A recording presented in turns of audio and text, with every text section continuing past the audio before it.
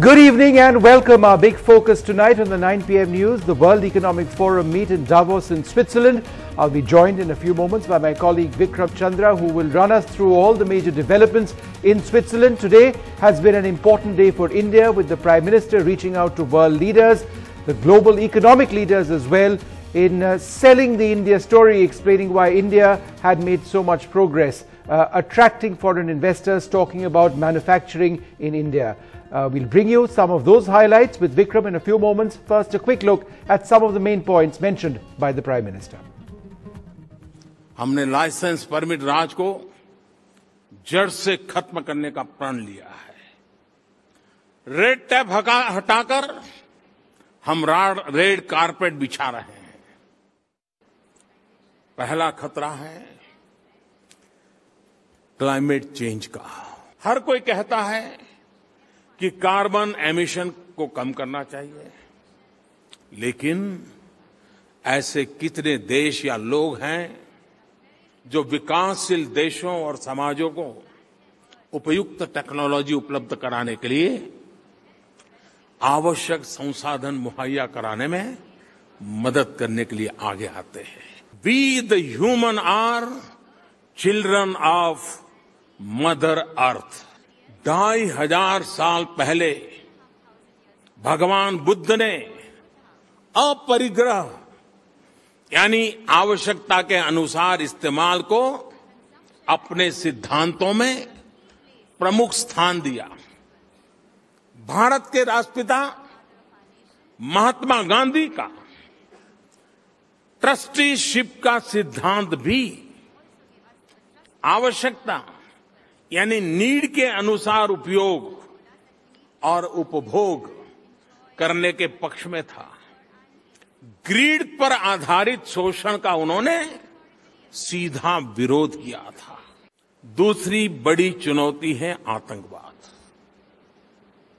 इस संबंध में भारत की चिंताओं और विश्व भर में पूरी मानवता के लिए इस गंभीर खतरे के बढ़ते और बदलते हुए स्वरूप से आप सब भली भांति परिचित हैं। आतंकवाद जितना खतरनाक है, उससे भी खतरनाक है गुड टेररिस्ट और बैड टेररिस्ट के बीच बनाया गया आर्टिफिशियल भेद। और मैं ये तीसरी चुनौती देखता हूं कि ग्लोबलाइजेशन अपने नाम के विपरीत सिकुड़ता चला जा रहा है। हमें इस बात को स्वीकार करना होगा कि ग्लोबलाइजेशन की चमक धीरे धीरे कम होती जा रही है। ग्लोबलाइजेशन के विपरीत प्रोटेक्शनिज्म और उसकी ताकतें सर उठाती जा रही हैं। Well, several top business leaders across India, all of whom are in Davos, essentially all of the major business community is over there, have reacted to the Prime Minister's speech. Let's listen in to some of those reactions. It's a speech just not from a selfish perspective of what which is doing only for India. He's talked about what we are doing in India. He's saying that I am doing this to stress all the global problems that we are facing today, using a traditional ancient knowledge with modern technology. How we can address this problem? He is now a global leader from a global perspective with local ethos completely inbuilt into it, and something which is very unique because modernity and traditional knowledge are married into one. So I think this is a fantastic idea for a new India, for a new world. So here is one leader who dares to say that I believe in globalization. And it's not about protectionism. We have to compete. We have to look at the global scenario, and we have to complement each other. So I think that is a different pitch which is here. You consume, but with restraint. Whatever you require, you should consume. And I think that is a great message which our ethos have given to the world. So I think yes, he used all the teachings and preachings from our ancient scriptures, but they are absolutely relevant in today's situation. was about saying that, India has a vision, India has a philosophy, and, which can really play the role as a global power. So I won't describe anything here, but I would just say that I think it was really about taking that 30,000 feet view and saying this is the big role that India can play. I think it's about taking India to the next trajectory in the entire placement in the world.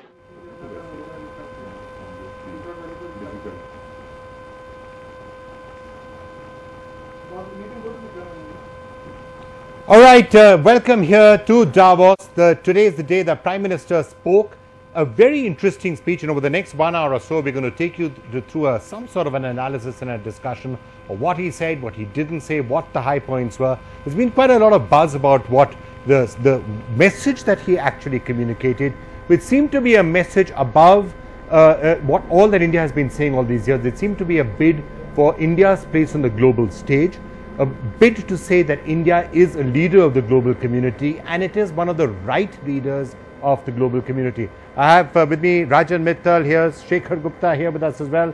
Christine Lagarde is going to come in and join us in a couple of minutes, and then all through the day we've been speaking to just about all the major experts here at Davos. We'll be playing you their interviews ranging from Kamal Nath to top CEOs, Suresh Prabhu, Devendra Fadnavis, you name it. They've all spoken about the Prime Minister's speech. But let me dive straight in and to both of you.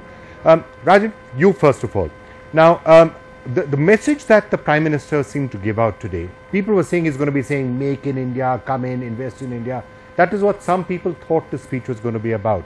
Turned out to be slightly different, turned out to be a bit like the Chinese Premier's speech last year, saying that it's a fractured world, you need global leadership, India, one of the countries that can provide global leadership, and here are the reasons why. Would that be a fair summary? I think so. It's a fair summary. Prime Minister came as a statesman, not a salesman. I think that is really the takeout that we had when he spoke. And he spoke on global issues, he spoke on economics, he spoke on social issues, he spoke on terrorism. I think he's covered a whole range of issues that are actually concerning the world around. So he did something which a statesman would do. Right. Shekhar, would you agree with that? And in a sense, I've been seeing some of the commentary after that. People are almost pitching Narendra Modi, who's in a sense starting off this week's meeting at Davos, with the person who's going to bookend it at the other end, Donald Trump. And they're almost saying that he was saying the opposite message of what Donald Trump is likely to say. You know, when he says that the trend is towards protectionism, whom is he referring to? Donald Trump, and so on and so forth. Well, I think hidden in all this, this is Davos. Davos is not a place where everybody comes to speak the truth. You come here to make a pitch, and you come here to give a message. So if you read the speech carefully, there are messages between the lines, and I take three away. One, there is veiled criticism of Trump on climate change and on erecting tariff and non-tariff barriers, and thereby threatening global supply chains and the current arrangements in global economy. Second, on China, I think this was not even so subtle. He's saying that India goes out and helps other countries. We help Yemen, we help Nepal during after the earthquake. But India goes out to help other countries selflessly. It does what the other countries wanted to do without coveting, without coveting their resources and their assets, which is a direct message to what China is doing, particularly in our neighborhood. Look at Hambantota port. They've just acquired it because Sri Lankans could not pay for it. And Pakistan, all the money that the Chinese are bringing to Pakistan is debt. It is not aid unlike the Americans, and it is debt at pretty good rates. Yeah. So those are the two things. And the third thing, I think he's saying that whoever controls data will rule the world. And I think that's a very pregnant statement, because right now, who controls the data? It's Facebook and Google. Is he referring to them? Is it referring to all the big cloud servers, which are all mostly sitting in America? Is he talking of the Chinese? Or is he now saying that he's going to build a database of his own in India, of Indians? And I think this is going to get the Aadhaar pro and anti-Aadhaar lobbies very interested. But Rajan, you know, I just want to come back to the big picture, right? Just for a minute or two. I remember coming out here way back in 1992 with Narasimha Rao came here. India was not even a player. Everyone used to stand outside, used to go, maybe 1 or 2 meetings were held there. That was India's position in the world, which was sad. 26 years later, dramatically changed circumstances. It's been considered a dramatically changed circumstance because of India's own position. You know, we are a big country, we are growing very fast, so on and so forth. This seemed to be almost shifting the paradigm one notch further and saying, in a multipolar world, this is why we are going to become a player. So is that the audience he was appealing to? Well, lots of prime ministers and presidents from African countries and others sitting in the first 2 rows. They were listening into this. He almost seemed to be saying, yeah, I know that the Americans are going to be leaving you. China, yeah, fine, they're great. There are issues to do with them. We, on the other hand, have a 1000-year history of tolerance, and therefore we have a cultural reason why you should trust us with global leadership. No, clearly. Or am I pitching it too high? Was that not exactly what he was trying to do? I would read 2 things out of this that particular statement the Prime Minister made. One was that we are benign investors. Indians are now investing out, they are investing in Africa, they are investing in the continent. We are benign, long-term relationship, country, partners in success, failure, whatever the case may be. Secondly, he's also pitched that India is ready for business as never before. So you're right, after 26 years, this pitch is being made. After 20 years, the Prime Minister is coming here. A Prime Minister who has a mandate after 30 years of a majority, enough structural reforms within India, and he believes that this is a long-term play that we are doing. Right. So I just wanted to ask you, again, I was speaking to Kamal Nath a little earlier in the Congress party and the others are saying, look, it's all very well for you to come to Davos and speak about healing the divisions and we must all be one and that's Indian culture and we must all be united. How about practicing a bit of it back home? How would you respond to that criticism? Well, a country's stature is as good as the headlines about it, and the headlines about India are not the ideal. In fact, even if you look at today's Edelman WEF Trust Survey, which has just come out today, it shows that India is among the 5 major countries which have seen a decline in trust, a substantial 2-digit decline in trust in government, NGOs and the media. It is still rated quite high, but there is a decline. Of course, decline in America is 37% compared to India's 13%. But there is a decline.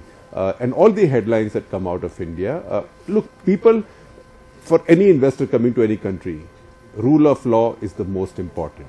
Now, if cinema halls are being burned for showing a film which everybody, including the Supreme Court of India, has cleared, and if chief ministers in BJP states are advising cinema halls not to run these films, that message goes out because the same global media which might hail this speech, we'll see tomorrow, also notes that very strongly. Websites and all this seem to be hailing the speech and saying he's the anti-Trump, which is not a bad position to be. And today, if that's a position he's getting, Mr. Modi is getting and India is getting, it's a good thing. But I'm not quite sure he wants an anti-Trump position. Yeah, it's being viewed as that almost. Yeah. So I'm sure he's going to suddenly say, wow, I didn't expect this to be the entire analysis.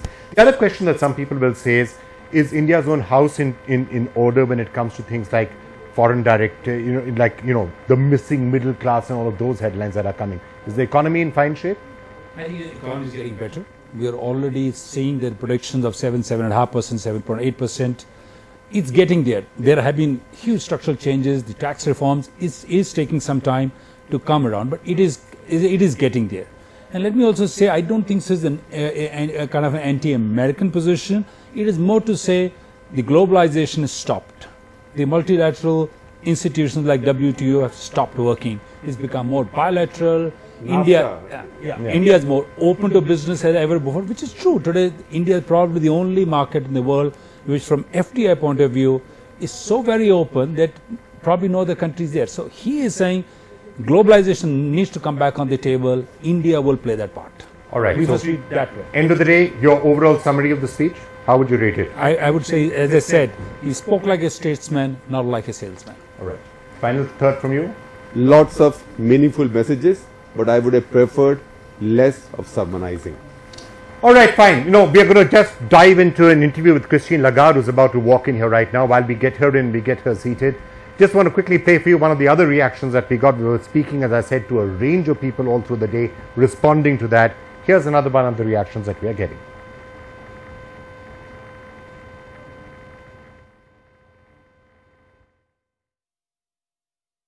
No other country is having this type of advantages. One is demographic dividend. Technology, we are very strong. In India, consistency of policies. That's a PM is always insisting that. Ease of doing business. That also India is moving very fast. These two, another things anyway, policies, all these things, even states are competing. Yeah. I am very happy. We are ease of doing business, we are number one.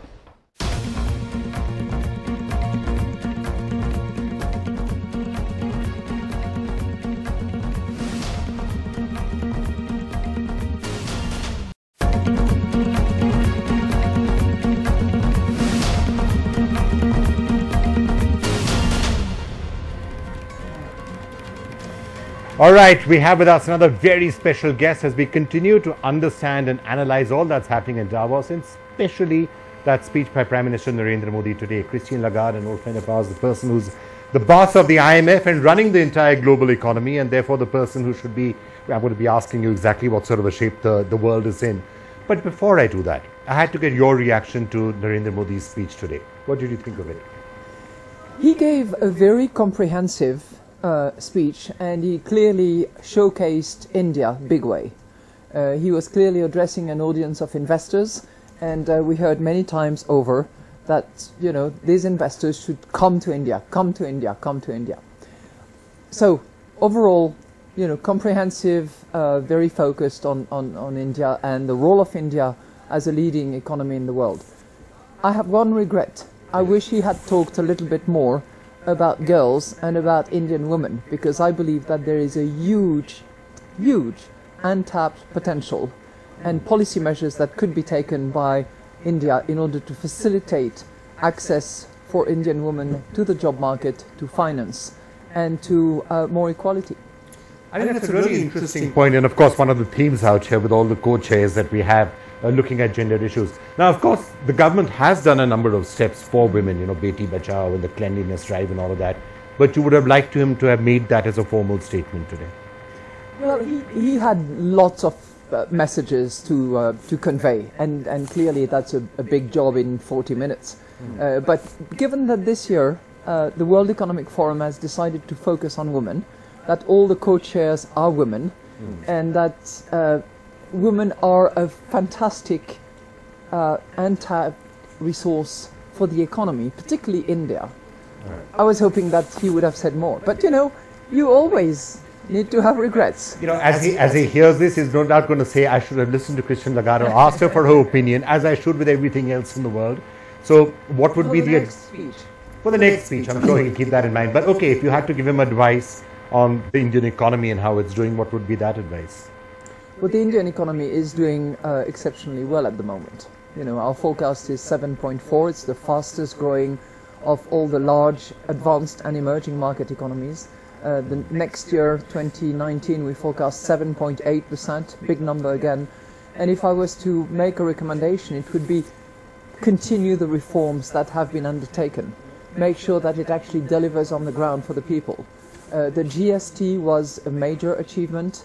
There are implementation glitches here and there, that's what I'm told. Work on them to make sure that it actually works. And continue the reform of the Indian economy to eliminate the bottlenecks, to, you know, facilitate investments. You know, it's quite interesting that the IMF and many others have often told the Indian government, you need to reform and you need to reform fast. This government's done some big bang reforms, and people have said you didn't have to go that fast or that far, and were those the right reforms, you know, demonetization, for example? Well, you know, I disagree with that. I think that the trend of reforms was right, and reform is a momentum. You have to keep at it. You set a target and then you move on. Reform of, you know, bankruptcy law, the demonetization efforts that have been undertaken, the GST. I think there is work to be done concerning the financial sector to make sure that it is solid and healthy and inclusive. So no, I think it's good that there was this appetite and this drive for reform. Right. Now, when you're looking at the global headlines, what would be the sort of things that when you're looking at the state of the global economy, I think I've asked you this at Davos 2 or 3 times before, what would be keeping you awake at night, or what would you be worrying about right now, if anything? Or is it looking fairly benign to you right now? No, we are in an economic sweet spot at the moment. There is growth coming out in many corners, not all, but many corners. And the risk would be complacency. That people sit back and enjoy and think that, you know, we've got it done, the crisis is over, let's enjoy. It's when the sun is shining, and we've got a bit of that, that you actually fix the roof. So you have to continue the reforms that are underway. You have to build buffers when they're no longer available and they were depleted during the crisis. You have sometimes to do a bit of fiscal consolidation to make sure that the debt direction is reversed into downward, and that's what needs to be done. Well, we are seeing. I would say two things. I would say focus on inclusion, and in some countries focus on girls and women. And I'm sorry to come back to that, but I think it's critically important. The Indian economy could be bigger by 27% if Indian women participated in the labour market at the same level as men. This is not going to happen overnight, but efforts in that direction would be welcome. What you said about girls and women is 100% taken. The other point you just made about inclusion, I'd just like to look at that a little bit more. Because there have been recent studies, and many of them, saying that the middle class is missing in India and many other countries. There's a growing concern about concentration of wealth, 1% perhaps having 73% of wealth. Is that something that worries you? Yes. Yes. In India as much as the rest of the world? Or it's true in other parts of the world too, It applies in many countries of the world. It's very true in some advanced economies, but it's also strong in some of the emerging and developing market economies. So this excessive and growing inequalities this is an issue that needs to be addressed, where inclusion is going to be key, and where redistribution will matter, the kind of benefits and social safety net available for people. I think that is going to be critically important going forward. All right. When we're looking at Richard Sharma and some others, when we're talking about there being a sweet spot, we're seeing the indices after stock market indices are hitting new highs every 2 days. Of course, you're also seeing surges in areas like Bitcoin, which may be something completely different. But there is a concern of ups and downs, huh? Yeah, there are bits and Bitcoin, of course, is a different planet altogether. But in general, would you be worried about a bubble at all, a speculative bubble, or is that not what you're seeing happening? The asset prices are fairly high at the moment. That's obvious, and there will be market corrections. There's always market corrections, but what we are seeing in terms of the fundamentals of the economy is actually strong, and strong in many corners. So market corrections will come and go. A tree doesn't grow to the sky, but we are not seeing imminent bubble bursting at the moment. And I think it's important that regulators, supervisors, policymakers actually be attentive and use whatever policy tools they have. Whether it's prudential measures, whether it's traditional monetary policy measures, in order to adjust. And they're beginning to do that. Right, so one last question. We're going to see Donald Trump also coming to Davos right now. We heard the Prime Minister today talking about, protectionism and not having that. Globalization must continue. The Chinese leader said that last year. India said that today. Is that something which you think is still very much a subject of discussion, that could there be anti-globalization forces that are going to gather momentum? Protectionism? If there were anti-international trade forces, it would be an issue, because international trade has been driving growth, and we are again seeing trade moving a little bit faster than overall growth in the world at the moment, and it's a good thing.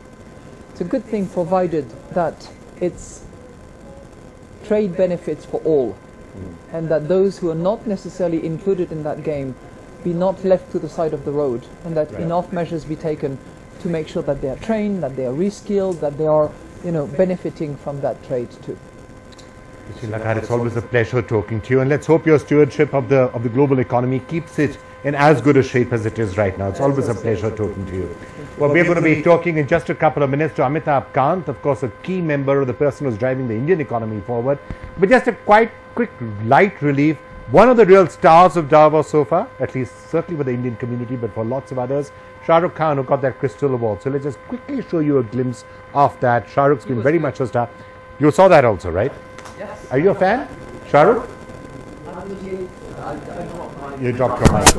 But I have to get a comment from you and Shah Rukh. I thought he gave a fantastic address, and his focus on women and children is really welcome. I thought that would resonate with you. But all right, so this is what Shah Rukh actually had to say. Just take a quick look. Genuinely and deeply grateful for this honor. And it is indeed a privilege to be in the company of two phenomenal and extraordinary human beings and talent, Kate Blanchett and Sir Elton John. She is, of course, a lady who commands the wind, and you, sir, command the song of a billion hearts, including mine. So I'm really, really touched that I've been chosen between these two. Just a special request, before you go, can I do a selfie? Now, there I've embarrassed my children. Actors are renowned narcissists. No matter how much we pretend not to believe in external beauty, we tend to be obsessed by it one way or another. And perhaps being surrounded by this obsession of beauty, a few years ago I came across a lady who had been brutalized by an acid attack. And it kind of changed my life, or the perspective of it at least. To disfigure a woman by throwing acid on her face is, to me, one of the basest, crudest acts of subjugation imaginable. At the source of it lies the view that a woman does not have the right to assert her choice, to say no to the advances of a man or a group of people. And yet each of the women I met, I'd found within them the courage to move on with their lives and to reject the idea of victimhood. What struck me most about them was this, that what was done to them only made them braver and stronger and more able to free themselves to make the choices everyone around them was telling them they could not make, couldn't make, or should not make. From them I have learned how courage can catalyze victimhood into heroism, how solidarity rather than charity enables the human will to overcome, how equality is not a concept but a truth that encompasses all living beings, and how the service of others is not a choice anymore for any of us. It is a duty that all of us must fulfill in the name of humankind.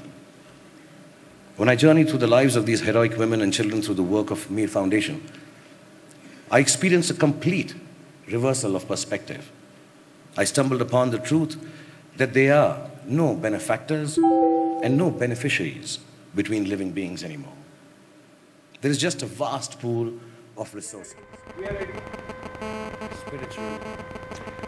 Right, so that was Shah Rukh Khan, very much the star here at Davos, and he's really been making quite a number of waves. Well, let's continue to take a look at that Narendra Modi speech and all the implications of it and where we are headed. Tiger Tyagarajan's joining us as a Tulsi Tanti. It's great to have both of you with a great experience in what the world might be thinking about what was said. But before I come to you, let me introduce somebody who's really been steering the Indian economy and certainly, startups and all of that. Amitabh Kant, it's a pleasure to have you with us. Just wanted to get your reaction, your take on the Prime Minister's speech. Wasn't talking too much about come to India and make in India and invest in India. Some people thought that's what the speech should be almost entirely about. It was there in a small part. A lot of the rest of it was India's place on the global stage. Was that the right thing to do? I think, Vikram, it was a spectacular speech, and it took India to another level because you're speaking at a global platform. I mean, you're speaking in Davos, where you had about 20 global leaders, you had all the top CEOs of the world, and the Prime Minister was talking about openness in trade.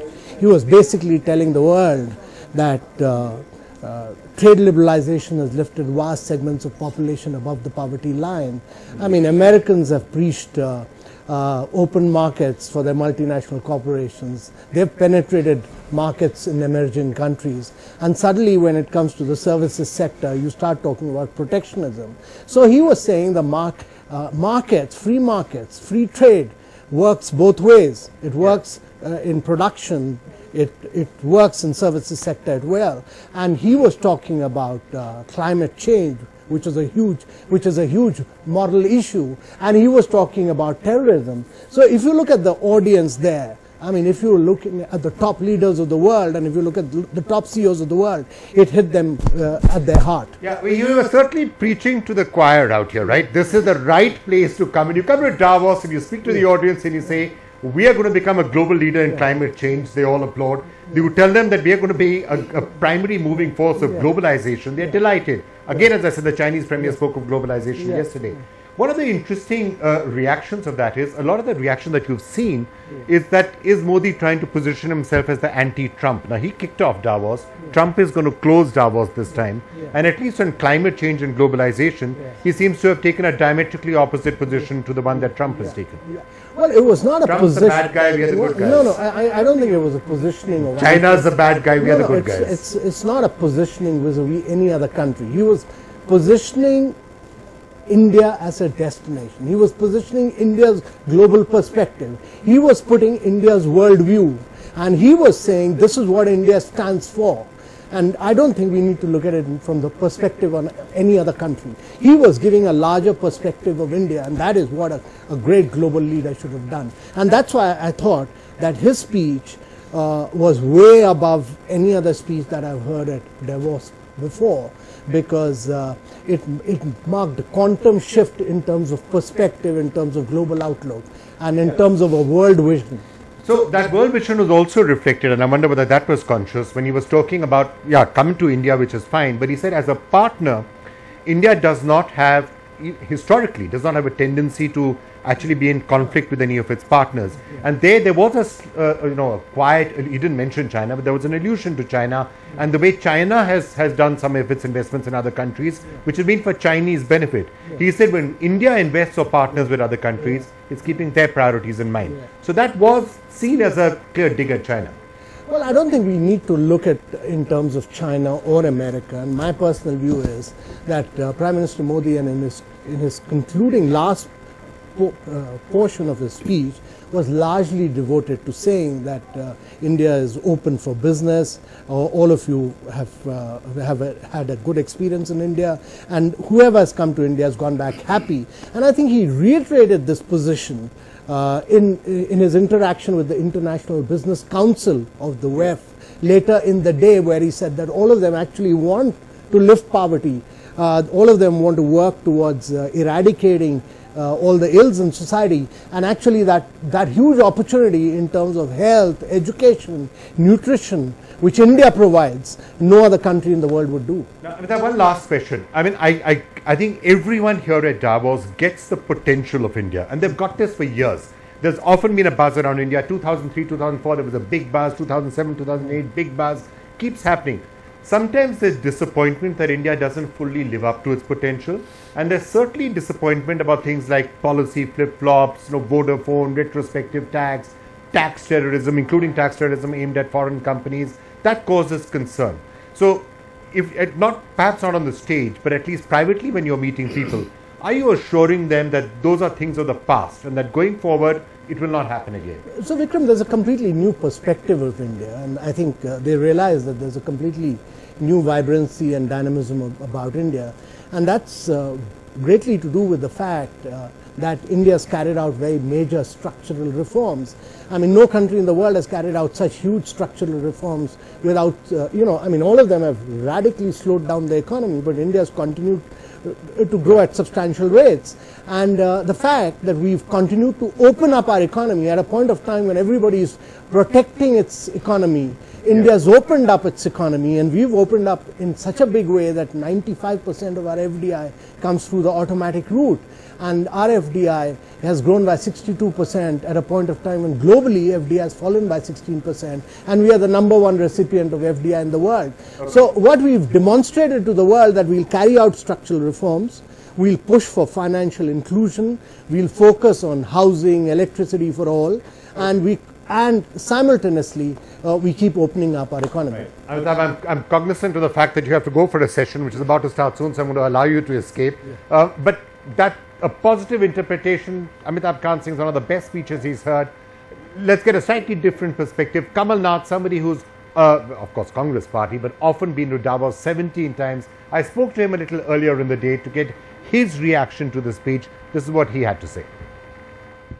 We are the ones, in fact, who said that India, the ethos of India is harmony, and anything which disturbs this harmony. But he said exactly the same thing at Davos. Well, You should be happy. saying this in Davos is one thing, saying this in Gujarat and saying this in India is another thing. And here people are not able to assimilate the meat of it. It's not a question of giving it numbers. I'd say that this was a speech I'd heard, many of the people had heard. These were people who, he said this in many forums, climate change is nothing new. India has announced and pronounced its policy and its position many. So it was nothing new. Question is that the audience here is looking at how will India transform itself, not by speeches or by slogans. You can say make in India, you can say stand up India, you can say digital India. Question is, how do you take it to the ground? That is the challenge which Prime Minister Modi faces. All right, so that was Kamal Nath essentially saying that, we'd like to see a lot more of that harmony back home in India. Don't just talk about it in Davos, implement it. That's been the sort of reaction we've got from the Congress today. But let me get two other voices now. Tiger Tyagarajan, Tulsi Tanti, thank you both so much for being here. And at least parts of what the Prime Minister said today would be music to your ears for slightly different reasons. Climate change certainly for you, and globalization for you. Tiger, if I could just ask you, you're a global company, and for you globalization is all important. What the Prime Minister said today about India being a force for globalization, like China has positioned itself, is that something which you think is really good to hear? I think it is. I think first of all, I was listening to Amitabh Kant talking about his view. I thought the speech was one of the best I've heard. I normally don't listen to politician speeches. Statesman-like, a position of here's why we are different, and a long-term position. I thought the most interesting part of his speech was every time he went back 1,000 years, 2,000 years, basically saying we are here, this is the way we've been, this is the way we'll bear for the long term. So your question on are you going to see volatility on taxes and all of that, one interpretation is we are here for the long haul, come to us for the long haul. There's nothing short about us, and play the long-term bet with us.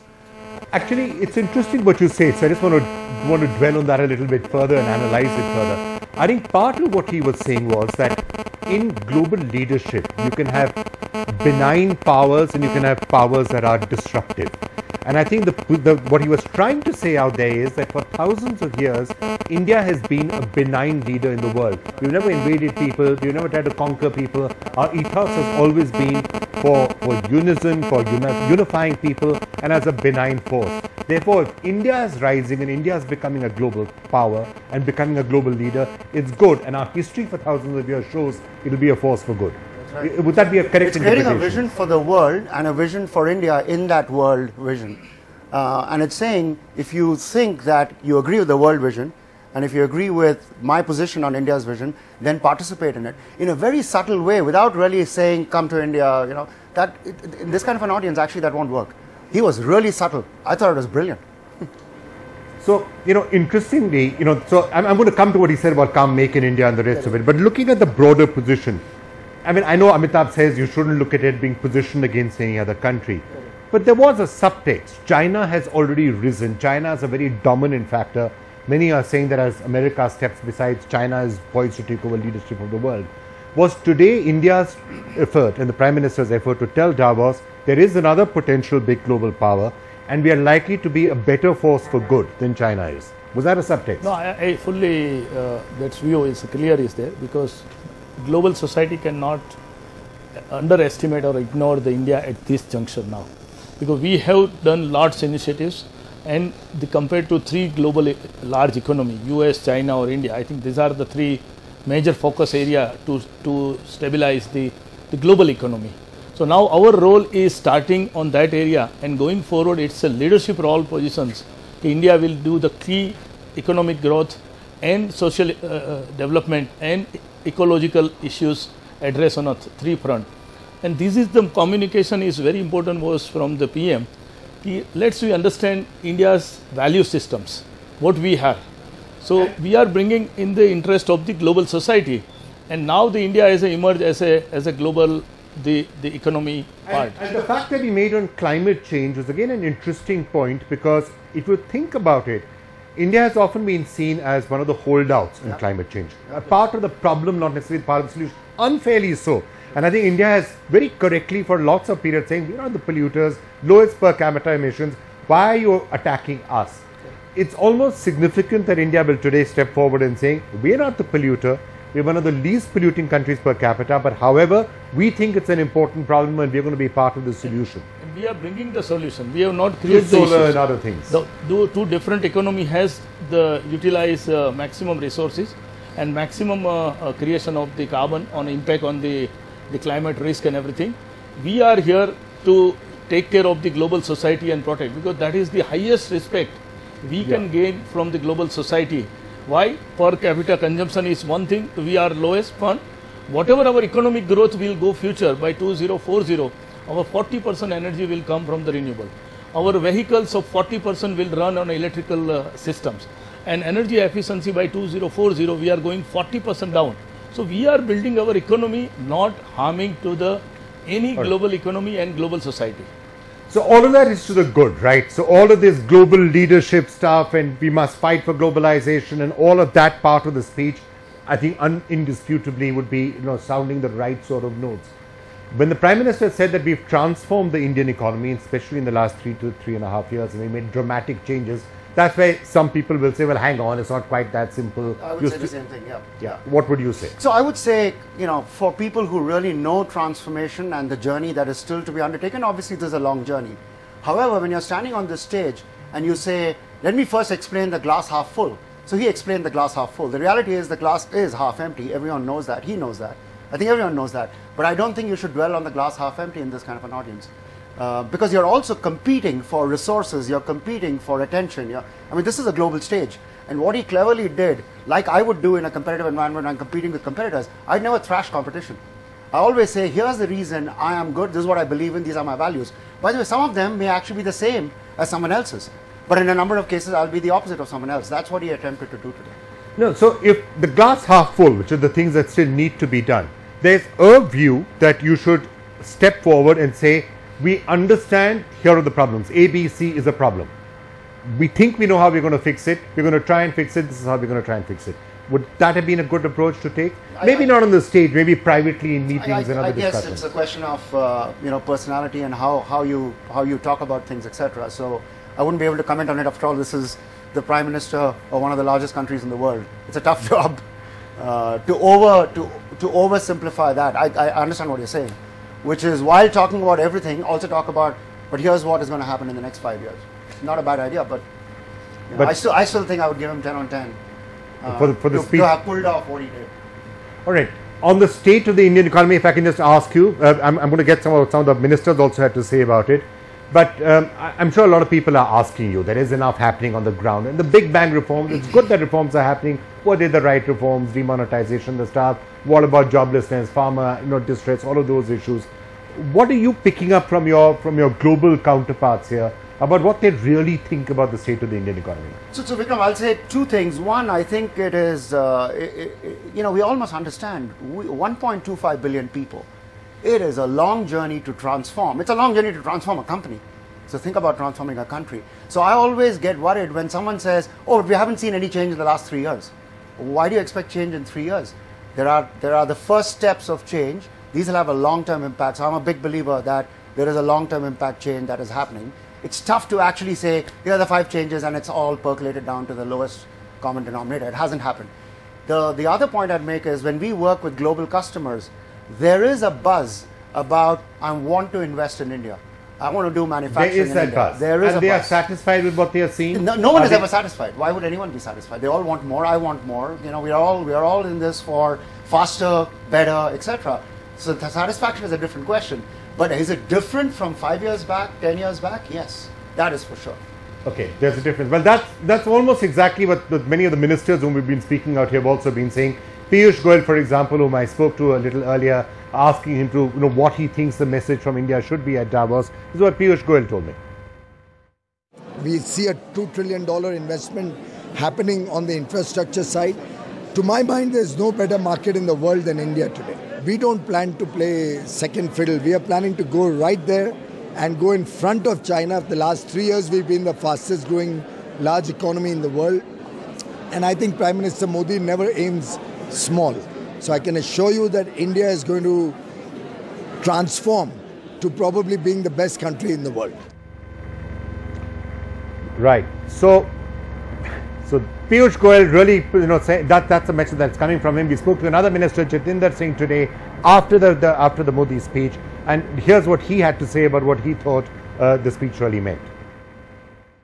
That in the dinner round table last evening, virtually all the CEOs across the world were unanimously of the opinion that for once we have a leader, a man in the form of Shri Narendra Modi, whom the world can look up to. A few years ago, nobody could have actually visualized or imagined that this kind of euphoria and this kind of a situation emerging where India is being looked forward to give a lead to the rest of the world community, primarily because of its leader called Narendra Modi. Okay. Right. Right. So, ministers clearly very happy with what Narendra Modi said today and also at the CEO's meeting yesterday, as Jatinder Singh said. Now, the speech did get a rave review from somebody else who's really important. Al Gore, the person who's been really leading the fight against climate change. We spoke to him earlier in the day and he said he was very glad that the Indian Prime Minister had put climate change right up there at the top of the agenda. You're delighted with that? That Prime Minister Modi made climate change the #1 priority. I thought he did extremely well. That he mentioned. Yes. All right. Now, if I could just ask you, it's all very well for India to say climate change. Is there a lot of what we are seeing now in the action on climate change that India said we're going to play a global leadership role in this, and it's a very interesting case where India is going to transform itself and play that role. Will it be largely for technological reasons that the changes that are coming in solar and in wind and other areas, or is India going to also try and reduce emissions through other means? No. The main is India need low cost of energy, affordable energy, and the clean energy. We have an enormous resource on the ground is available is there, and technology is fully matured and sustainable is there. The cost of energy has come down to nearly 3 rupees level. So it's a win-win economic situation also. Same time we are mitigating the climate risk and creating enormous jobs on the ground. I think that's the beauty of this, the climate change initiative actions to mitigate the risk. If I go back to the 10 years before, when I met the Narendra Bhai in the Gujarat, so at that time Al Gore has issued the one book. It's called Inconvenient the Truth. Yeah. People was debating, not believing and everything. But within a 1 year, he himself has wrote the one book, The Convenient Action. At that time, so the seed was put by him. And now let's hope that action actually. If I see the last 3 years before, $2.5 billion investment was happening in India in a renewable space. It has moved within a 1 year, 5 billion to 10 billion, 10 billion to 15 billion, and next year it will be 20 billion. So it shows the growth is going very well. All right, last word from you, Tiger. Do you think the rise of India, the rise of the Indian economy now more or less irreversible, or could we still mess it up? No, we'll all, I mean, the world, I mean, nothing is so irreversible forever. But again, if you forget aberrations of a couple of years, the long-term secular trajectory of the economy actually has been true for not 5 years, for actually 20 years. It's just that the pace has changed, the curve has shifted further up, and the question is, will that continue? Obviously, policies are the bedrock of what happens. Policy continuance is very important, and that, it is a democracy that has its own problems, but I think it's very clear that those democratic institutions, if they're strong, actually create more sustainable transformation than anything else. All right, well, thank you both so much for joining us, and as we end this special 1 hour looking at the Prime Minister's speech, all I can say is many of us who've been at Davos for many years, I have to say there's a sense of pride, because here you had India 10 years, 20 years, 25 years ago, was almost not a player on the world stage. Nobody bothered about India. Nobody cared about India. The Indian Prime Minister would come here and be pretty much ignored. To see an Indian Prime Minister standing there on the global stage, launching the World Economic Forum's plenary session and making a bid for global leadership, that I think would be the defining moment that today would be remembered for, the day India came up on the global stage and said, we are going to be a global leader, we are going to be a global power, and we will be a force for good in the world in that particular role. And that, I think, would eventually be remembered as a moment of pride for all of us. Thanks a lot for watching this special show. We will, of course, continue to bring you all the rest of the action from Davos It's only what, day 2, it's already feeling as if we've been here for a long while. Bye for now.